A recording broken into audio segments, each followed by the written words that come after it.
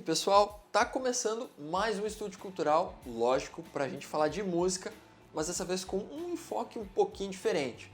O pessoal de casa está acostumado, né, a gente ter que conversar com as bandas, com a galera que fica em cima do palco. Hoje a gente vai sair um pouquinho do palco, vai continuar na música, vai bater um papo com o Léo Mayer. O Léo Mayer é produtor musical, ou seja, a gente escuta o trabalho do Léo Mayer, mas a gente não vê muito o Léo Mayer com frequência, né? A gente sabe mais sobre o trabalho dele a partir das bandas que ele produz, que não são poucas aqui em Santa Maria, inclusive. Léo, antes de tudo, cara, muito obrigado aí por nos receber. A gente sabe que teu tempo é bem apertado, né? Tu tá trabalhando bastante aí, né? Inclusive esse trabalho já rendeu prêmios, né, cara? Então, a gente te agradece muito aí pela disponibilidade por nos receber no teu estúdio aqui no Maravilha, teu home estúdio. eu que agradeço pela oportunidade aí de estar mostrando um pouco do trabalho. Vamos trocar uma ideia. Que o trabalho do produtor não é fácil, né, Léo? Léo, vamos falar um pouquinho, né, de como é que começou essa tua história na música. Pra quem não sabe, o Léo, ele é sobrinho de uma figura muito conhecida aqui na cidade, que é o Pila, né? E também tu tocou junto com a banda Pila C14, né? Como é que foi essa tua primeira experiência com a música, né, cara? Como é que foram as tuas primeiras vivências no palco, que de repente já começaram a te despertar essa paixão pela produção musical? Cara, meu primeiro instrumento foi uma bateria aos 2, 3 anos, assim.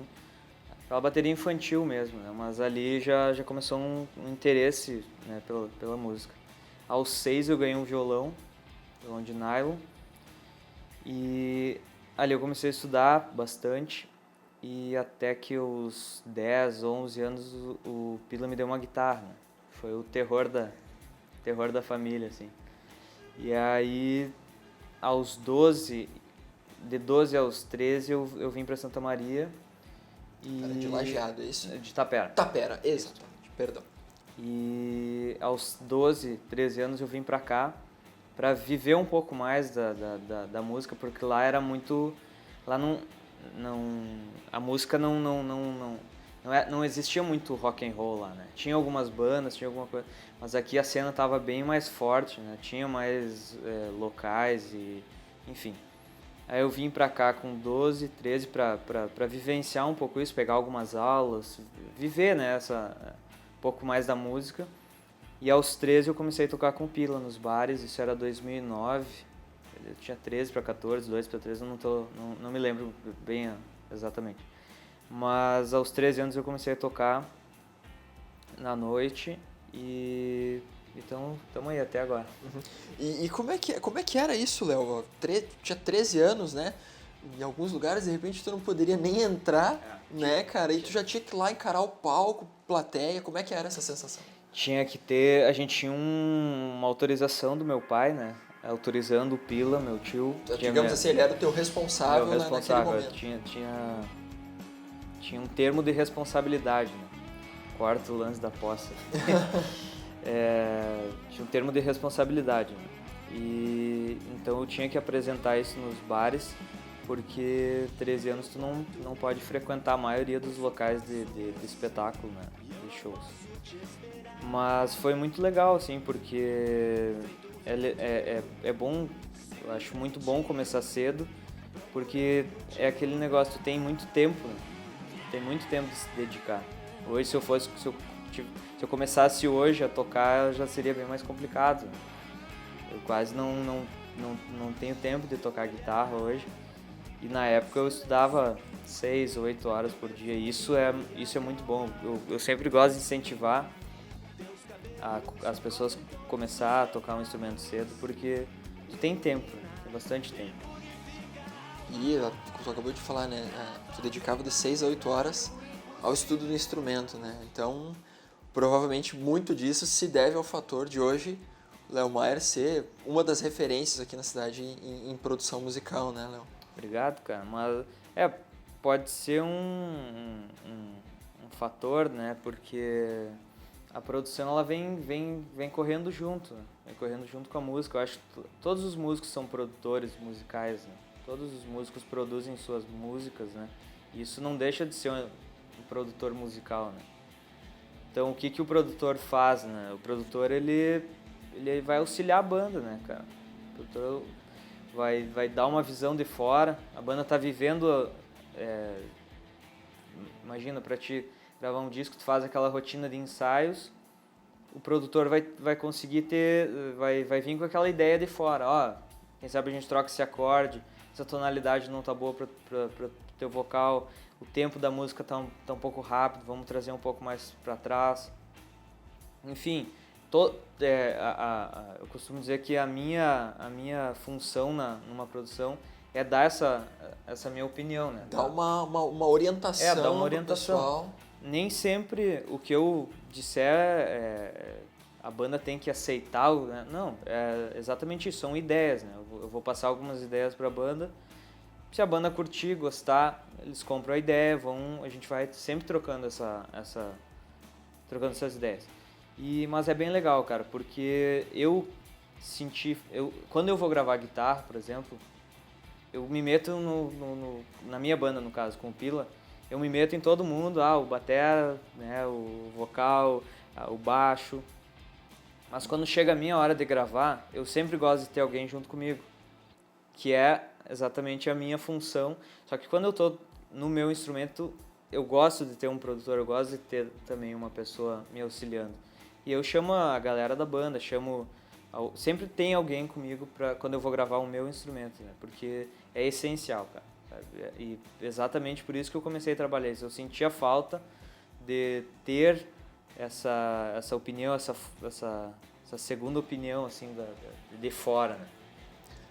E como é que foi, Léo, o início, assim, né? Porque tu tinha aquela rotina de shows, de repente tu gravar um disco com o Pila e aquela rotina de estúdio. Qual foi o momento que o Léo deixou de ser só um guitarrista e também começou não apenas a tocar a música, mas a pensar a música também? Cara, não me recordo o tempo exato, porque foi tudo muito rápido, né? Parecia que foi ontem que eu vim pra cá, né? Já fazem quase 8 anos. Enfim, Cara, foi logo depois que a gente gravou o nosso disco que eu senti essa falta, assim, de toda a banda sentiu que a gente precisava estudar um pouco, né? Precisava estudar não só a música, mas estudar a forma de como captar, né? Como é que a gente vai tirar o timbre que a gente quer de guitarra?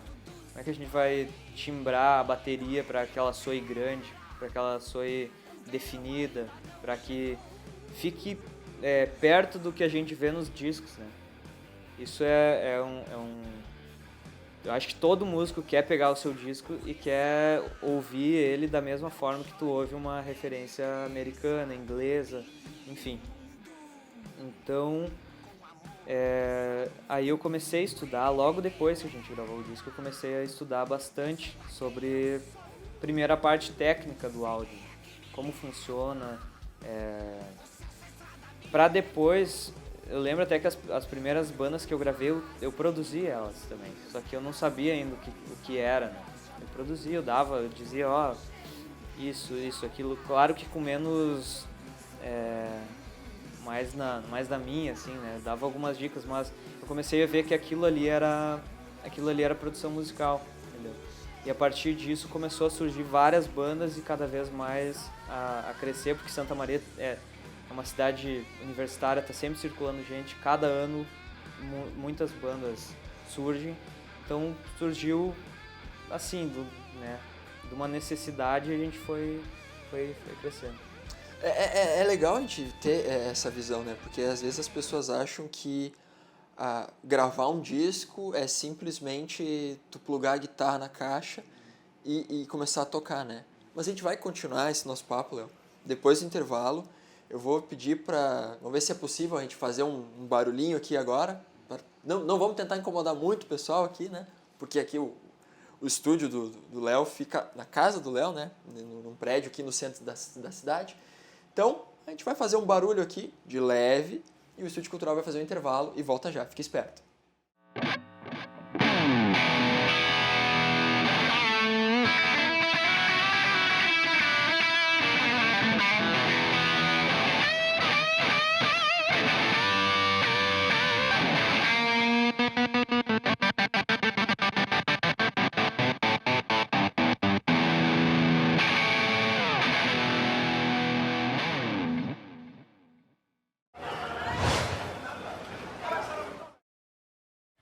Oi, gente! Mais uma dica de filme aqui no Estúdio Cultural e hoje a coisa tá grandiosa, porque vamos falar do Ben-Hur, essa versão aqui do Ben-Hur de 1959.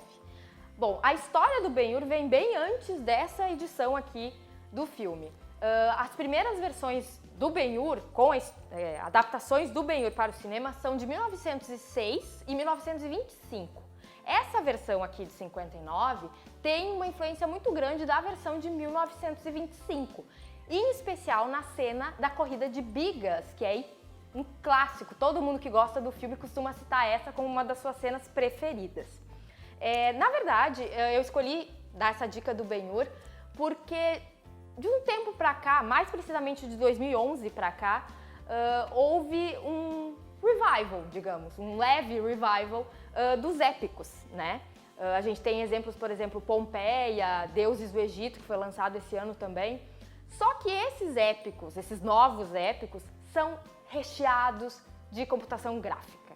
E isso incomoda muito o pessoal que cresceu vendo, né, as versões em CinemaScope, lá no início dos épicos, né, com aqueles cenários grandiosos, caríssimos, e também com aquela quantidade enorme de figurantes. Então, hoje em dia, com computação gráfica, a gente consegue encher um coliseu com apenas um clique, né? E isso acaba perdendo um pouco da coisa orgânica do filme, né? De você conseguir perceber que aquele cenário existe mesmo, foi construído, mas ele existe, está ali presente, se torna mais real. E eu acho que esses novos épicos erraram um pouco a mão nisso daí. Então, a minha dica é assistir um épico de verdade, Ben-Hur, do William Wyler, de 1959, e dar início, quem sabe, a uma longa sessão de épicos ali, porque vale muito a pena. Hollywood produziu grandes coisas dentro desse gênero. Então, a minha dica de hoje é o Ben-Hur. Semana que vem tem mais. Beijos da Bia e até lá.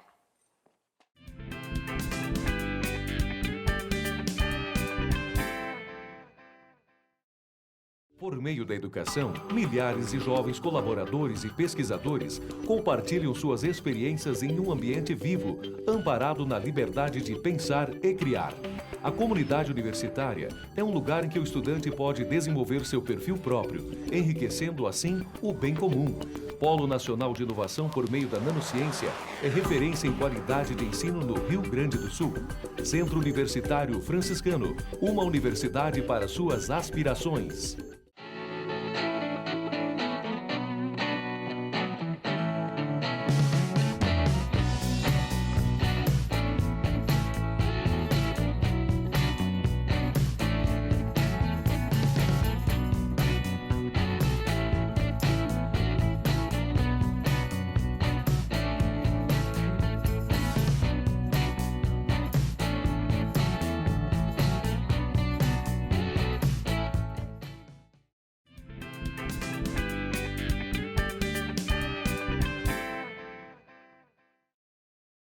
Estúdio Cultural tá de volta nesse bate-papo muito bacana que eu tô tendo com o Léo Mar. Eu confesso que eu tô aprendendo bastante aqui. Léo, a gente estava conversando antes, né, sobre o fator estúdio. Né? Tu comentou comigo que ter um home studio, de certa forma, é até um pouco mais confortável para o músico, por não ter aquela pressão, né, e talvez aquela opressão daquele estúdio mais tradicional, né? Isso realmente tem funcionado? O pessoal rende mais, né, num local mais caseiro? Cara, no meu caso, claro que, né, existem milhares de casos, mas especificamente o meu caso tem funcionado bastante, cara. Por quê? A maioria das bandas que eu tô gravando aqui ou tá gravando o primeiro trabalho ou tá recém começando. Santa Maria, como eu disse, circula bandas muito novas. Né? É um celeiro de bandas. Muito, muito grande, cara. Então, cara, eu vejo que as bandas ficam muito mais tranquilas, né?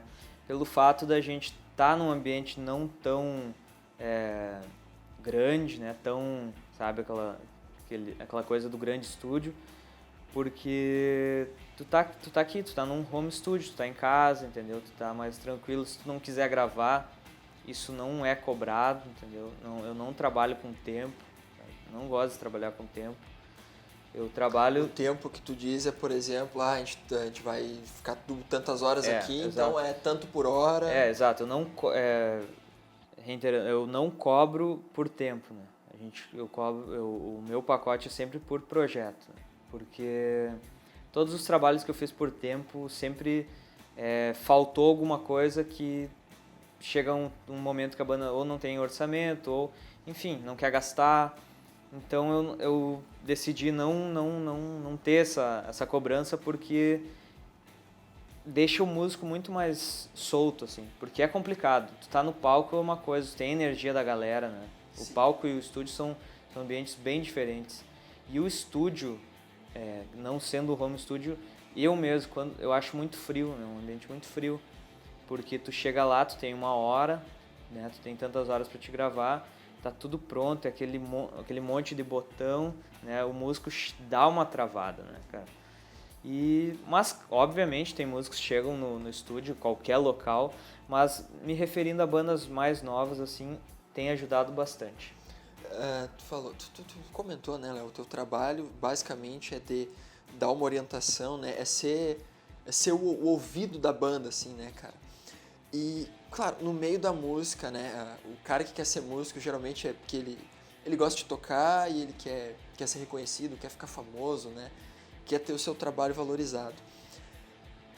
O produtor, pelo que eu consigo imaginar, ele tem que ser um pouco meio desprovido de ego, né, porque o trabalho dele, ele vai ser reconhecido, mas no fundo, naquele grande show, não vai ser ele no palco, né? Sim. Vai ser a banda que ele trabalhou que vai estar ali, né, cara? Tu tem que ter aquele desprendimento, assim, de ego um pouco. Com certeza. Mas como eu digo, eu me sinto muito feliz, assim, de ver bandas como várias que eu gravei e produzi, alcançando um nível de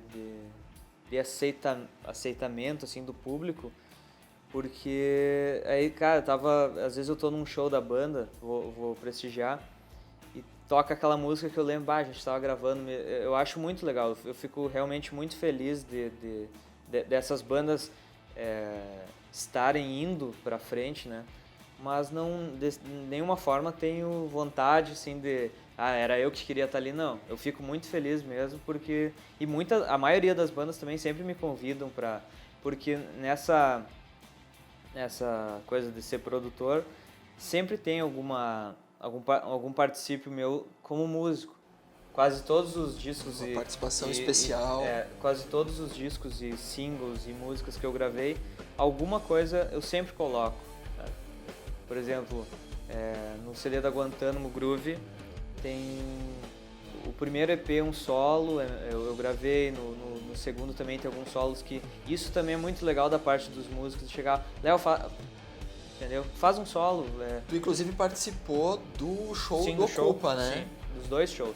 Isso é legal, cara, porque as bandas, de certa forma, abraçam também a ideia e eu participo também de alguns shows. Mas fico muito feliz mesmo, cara. Todas as bandas que eu gravei estão tendo uma visibilidade bem legal. E, né, a tua produção, né, Léo, inclusive, ela foi reconhecida, né, em forma de um prêmio, né? Acho que foi um prêmio de 3º lugar que tu teve num concurso. Foi internacional ou foi só? Foi internacional. 1.800, mais ou menos, 1.800 pessoas, engenheiros de som. Na verdade, esse prêmio é de mixagem, né?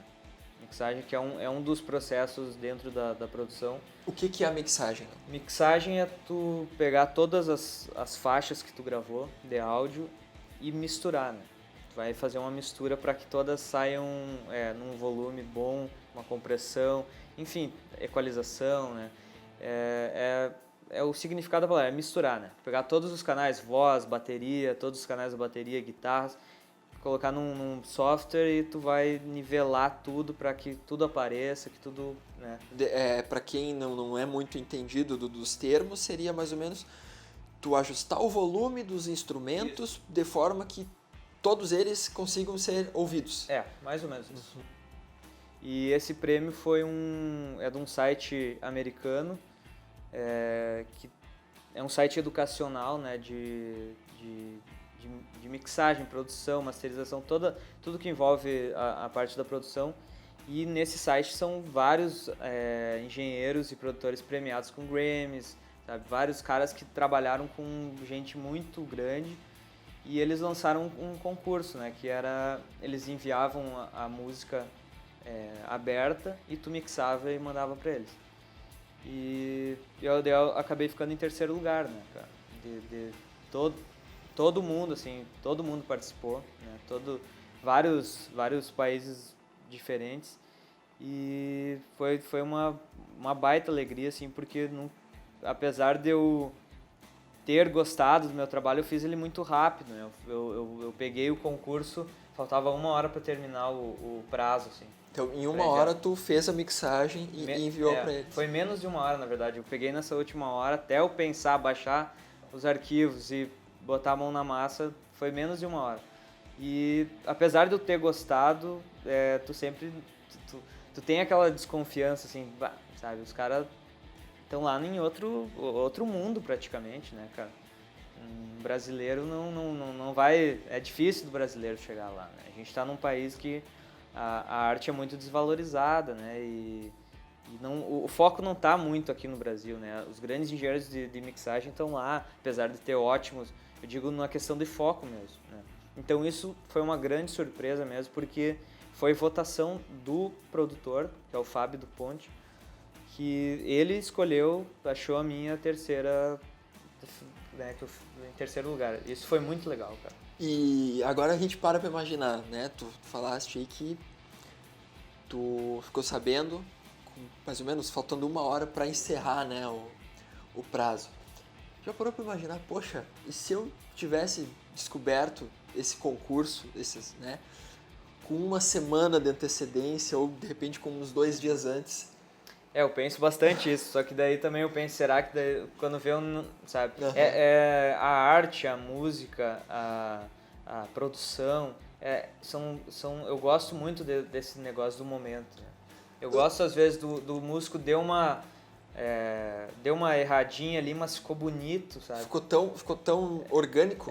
Eu gosto disso, eu gosto. Tanto é que no próximo disco do Pila que a gente está entregando, logo vai estar, já está pronto e daqui a pouco já vamos lançar. Eu tenho o primeiro solo da música, eu fiz no meu primeiro take, depois eu repeti ele 4 vezes e não consegui fazer, entendeu? Então eu gosto desse negócio. Então talvez essa 1 hora foi o fator decisivo de eu ter ficado em terceiro. Pode ser, entendeu? Uhum. Não sei, eu penso muito. De repente tu fez isso muito mais no feeling. No feeling e talvez tenha sido esse justamente não digo critério de desempate, mas o teu diferencial, né? Pode ser. Aí, Léo, tu falou, tu reproduziu, fez aquele solo do disco, né, na hora, no feeling, né? Isso até me lembrou às vezes que o Kirk Hammett grava os solos do Metallica, mas não é bem disso que eu queria falar contigo. Para ser produtor, claro, tu tem que ter também aquela visão mais mercadológica da música, cara, ou tu simplesmente vai pelo que tu acha que soa bem para aquela banda? Não, depende, cara. Muitas bandas querem ter... Eu costumo dizer assim, eu não gosto muito de... como é que eu posso te explicar? Eu não gosto de mudar a cara de uma banda, entendeu? Por exemplo, se a minha banda chegar aqui agora pra ti e falar assim, Léo, a gente quer fazer uma música que vai fazer sucesso pro mercado hoje. Seria algo difícil, até porque tem muita coisa parecida, Sim, tem muita né? coisa. Mas eu acho assim, ó, cara, esse é uma coisa que eu não gosto de alguns grandes produtores, que eles acabam deixando muito claro a sua marca, entendeu? Eu tenho algumas marcas minhas que eu gosto de explorar, né? Como eu sou guitarrista, eu gosto de guitarra, eu gosto de bateria forte, assim, enfim. Mas na questão da arte, da música, eu deixo muito livre para a banda ter a identidade da banda. Eu não gosto de mudar a identidade de uma banda, entendeu?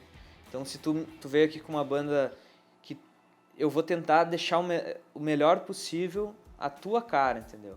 Eu não gosto de botar a minha cara, porque senão fica aquela coisa, tu vai ver um portfólio de um produtor, é tudo, sabe, tudo parecido. Eu não gosto disso, eu gosto mesmo de ter essa diferença, E é isso que eu acho legal, sabe? Eu tenho, como eu digo, eu tenho algumas características minhas, mas na questão do estilo, da identidade, eu não gosto mesmo de mudar. Se a banda chega aqui, a gente é uma banda de heavy metal, a gente quer estourar no Brasil, sabe? Isso já não é uma coisa que não vai existir. Não. Até porque o heavy metal nunca foi um exato. estilo característico. Então, tem produtores que tá, tua banda de heavy metal transforma num pop, sabe?